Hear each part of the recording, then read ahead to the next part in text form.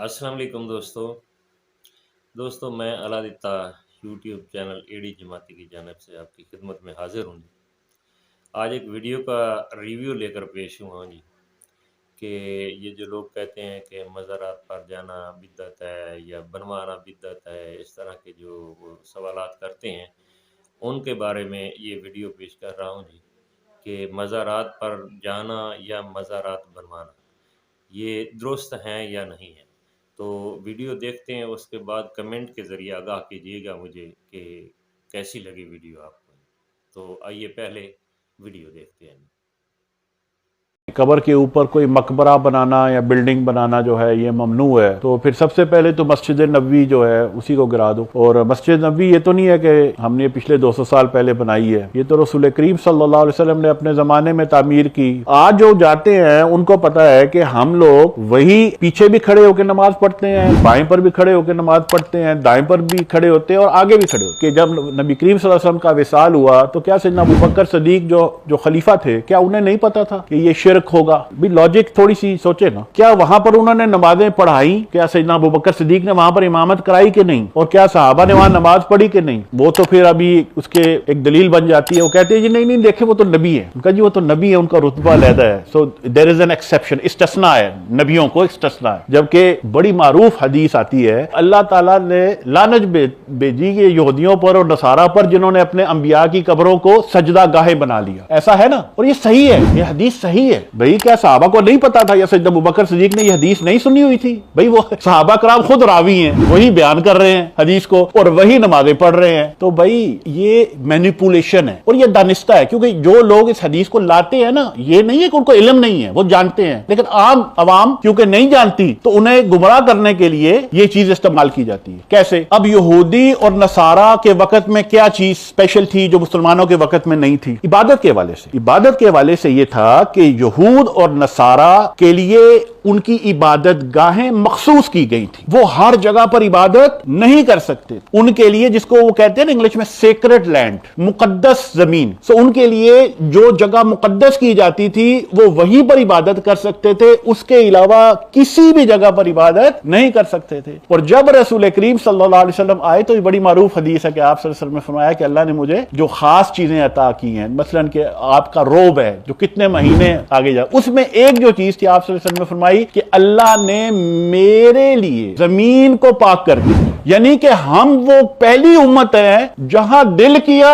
जनाब अल्लाह अकबर और नमाज पढ़ डाली। अब ये यहूद और नसारा करते क्या थे? अब कि अगर आपकी इबादतगाह जो है वो यहां पर इस्लामाबाद हम बैठे हुए F10 में, मसलन कि वो G6 में, तो वो वहां जाने के बजाय क्या करते थे कि जो उनके अंबिया की कब्रें थी ना, उन पर खड़े होकर सजदे करते, कब्र के ऊपर खड़े होकर सजदा। वो कहते थे ये मुकद्दस है कब्र, तो इसलिए वो कब्रों पर। इसके हवाले से आप सल्लल्लाहु अलैहि वसल्लम ने फरमाया कि यहूद और नसारा पर अल्लाह की लानत जिन्होंने अपने अंबिया की कब्रों को क्या बना लिया? मसाजिद। मसाजिद कहते हैं वो जगह जहां सजदा किया जाए। तो कब्र को जब सजदा गाह बनाया जाता है तो वो क्या करते थे? कब्र के ऊपर खड़े होकर सजदा करते थे। अब इस हदीस को इस्तेमाल करना इस कॉन्टेक्स्ट में कि भाई के जी मजार पर जनाब नमाज पढ़ना या वहां मस्जिद बनाना जनाब ये अल्लाह की लानत है, ये खयानत है, और वो जानते हैं। और इसकी सबसे बड़ी दलील जैसे हमने अभी बयान की है, चले हम मान लेते हैं कि रसूल करीम सल्लल्लाहु अलैहि वसल्लम इस्तिस्ना है जी। अच्छा, सैयदना अबू बकर सिद्दीक आपका विसाल हुआ, आपकी कब्र मुबारक आए, रसूल अल्लाह सल्लल्लाहु अलैहि वसल्लम के बिल्कुल शाना बच। अच्छा,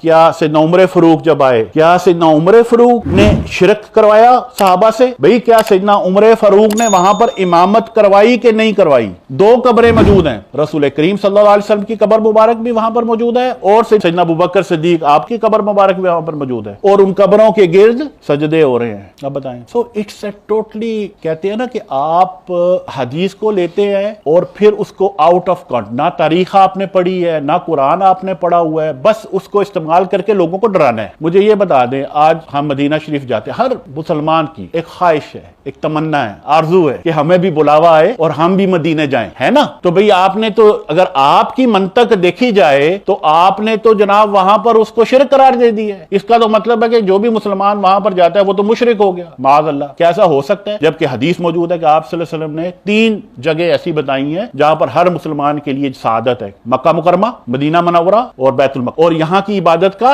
ज्यादा अजर है, मतलब कि मक्का मुकरमा में 1 लाख नमाजें हैं, हर एक नमाज 1 लाख नमाज के बराबर। तो जब मशाइख ने हाथ थामा तो अल्लाह ने करम फरमाया और गुनाहों से जान छूट गई। तो फिर पहली दफा सआदत हासिल हुई हमें भी मदीना जाने। तो जब हम जन्नतुल बकी में जियारत के लिए गए तो वहां अभी तक उन मकबरों की आधी दीवारें मौजूद थी। ये 98 की बात कर रहा हूं मैं, मतलब कि जिस तरह बदरी साहबा है तो उनकी जो कब्रें वहां पर एक हिस्सा बना हुआ था जिसकी 4 दीवारी थी। अज़वाज मुतहहरात की 9 कब्रें वहां पर हैं, वो एक लाइन में। और वहां पर यह था कि पत्थर उस वक्त थे, अब तो वो भी खत्म कर दिया है। जो खवातीन होती हैं उनके सर की तरफ और पांव की तरफ पत्थर होता है, पता चल जाता है कि ये खातून है, उस वक्त पता होता, अब तो वो भी नहीं छोड़ा इन्होंने। और जो मर्द है वहां सिर्फ सर की तरफ पत्थर निशानदेही के तौर पे। और जो मखसूस मकाम जिस तरह सैयदना उस्मान गनी की कब्र है, कब्र मुबारक जो है वो बिल्कुल सबसे आखिरी कब्र, वो बकी का एंड है। जब सैयदना उस्मान गनी रज़ी अल्लाह अन्हु आप शहीद हुए तो सैयदना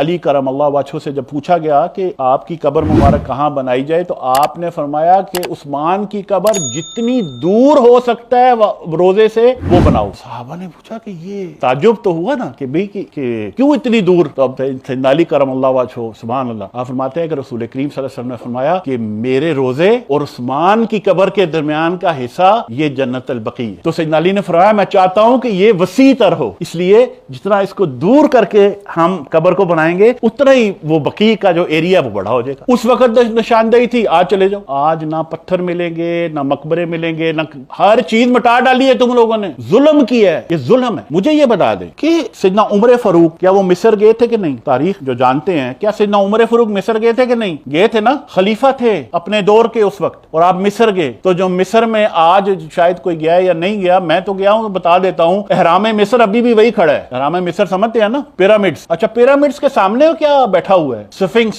कभी देखा है स्फिंक्स को? वो कुत्ता, झाड़ू उसका कुत्ते का है, और स्टैचू है, बुत है वो, बुत। अच्छा, क्या सैयदना उमर फारूक को नहीं पता था कि ये बुत वहां पर बना हुआ है? तो जनाब ये शिर्क है, तो गिरा दो इस बुत को, गिरा दो इन जनाब कब्रों को। ये जो एहराम मिस्र क्या है, कब्रें हैं ना वो पिरामिड्स, गिरा दो इन कब्रों को जिन पर मकबरे बने हुए हैं। अच्छा, सैयदना उमर फारूक ने नहीं गिराया। आपको माशाअल्लाह 1750 के बाद जब अब्दुल वहाब नजदी के साथ मुआहदा हुआ, फिर आपको याद आ गया, ओहो हो, ये तो शिरक कर रहे हैं। मतलब कि सैयदना अबू बकर से लेके सैयदना उमर, सैयदना उस्मान, सैयदना अली से लेके आज तक ये सारे मुसलमान ये तो शिरक कर रहे हैं, मुशरिक है। और फिर आपने सोचा हाँ नहीं, अब ये सारे मकबरे और कब्रों को बिल्कुल जनाब बराबर कर दो। रोज़े रसूल की यकीन जानने की कोशिश कर चुके हैं। और ये कोशिश किसने की? हमने ना एक दफा मौलाना शेख मोहम्मद आपसे पूछा, जो शेख तरीकत है अल बुरहानिया के, अहले बैत है, सैयदना इमाम हुसैन की औलाद है, तो हमारे ज़हन में था कि ये शायद ये वहाबी। फरमाते हैं नहीं, वहाबी इस चीज में इंटरेस्टेड नहीं है, Wahhabi is interested in money. उनका कि ये यहूद ने जब भी कोशिश की है, यहूद ने की। नूरुद्दीन रंगी के जमाने में आप सब जानते हैं, बड़ा मरूफ वाकया है कि जब ये बाकायदा यहूदियों ने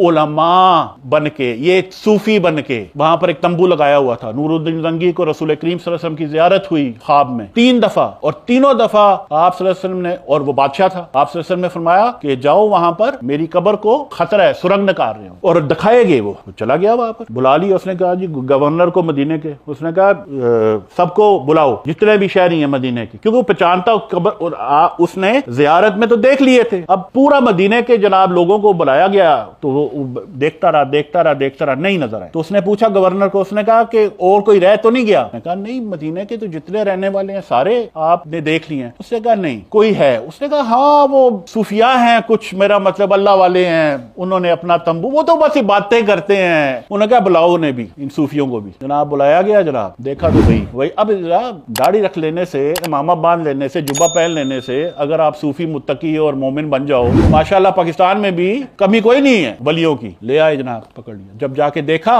उस तंबू में, तो जनाब सुरंग निकली हुई। रात को सुरंग निकालते थे और मट्टी जो है वो उठा के रातों रात वो बिछा, फिर शीशा उसने डलवाया। तो ये भी कोशिश कर चुके हैं ये लोग, कई दफा प्लानिंग की है। मतलब होता है ना कि प्रोब, एक आइडिया फ्लोट किया, अखबार में खबर चला दी, उन्होंने क्या रिएक्शन देखते हैं क्या है। ये उस वक्त से चली आ रही ये साजिशें जो है ना कि मुसलमानों के दिलों से ये रूह मोहम्मद को निकाल दो, ये उस वक्त से चली आ रही। और यही इसी सीरी का ये हिस्सा है। क्यों? पहले अल्लाह वालों की कब्रों को मसह कर दो, सहाबा की कब्रों को मसह कर दो, और एंड ऑफ द डे रसूल करीम सल्लल्लाहु अलैहि वसल्लम की कब्र को भी। लेकिन अल्हम्दुलिल्लाह ये कभी हो नहीं सकता, ये नहीं होगा। यौम क़यामत तक रोज़ा रसूल कायम रहे। और बाय द वे मशाइख फरमाते हैं कि आखिरी जगह जो उनको भी नहीं पता जो वहां खड़े हैं, आखिरी जगह सैयदना ईसा अलैहिस्सलाम के लिए, जो सैयदना उमर के बाद थोड़ा हिस्सा खाली है, फिर आखिरी एक जगह खाली, उनको भी नहीं पता। उनका ये किसके लिए है, उनका ऐसा नहीं पता, वो सैयदना ईसा के लिए।